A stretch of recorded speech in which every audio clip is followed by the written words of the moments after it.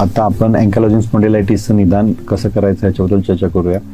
Generally जे young patients असतात की ज्यांना बॅक पेन आहे, नेक पेन आहे किंवा कमरेच्या मागं किंवा लोअर बॅकमध्ये सॅक्रोइलियाक जॉईंटला पेन होतं, अशा पेशंट्स जेव्हा डॉक्टरांच्याकडे येतात तेव्हा क्लिनिकली आपण त्यांच्या तपासण्या करतो आणि त्या तपासणीमध्ये आपल्याला असं निदर्शनात येतं की पेशंटची फ्लेक्झिबिलिटी ही स्पाईनची खूप कमी झालेली असते. त्यांचं फॉरवर्ड बेंडिंग किंवा नेक मुवमेंट्स, चेस्ट एक्सपान्शन हे बऱ्याचदा रिस्ट्रिक्टेड झालेलं असतं किंवा त्याच्यामध्ये लिमिटेशन आलेले असतात. त्याच्यानंतर आपण त्यांचे रक्त तपासण्या करतो. रक्त तपासणीमध्ये आपण HLA-B27 ही रक्त तपासणी प्रामुख्याने करतो.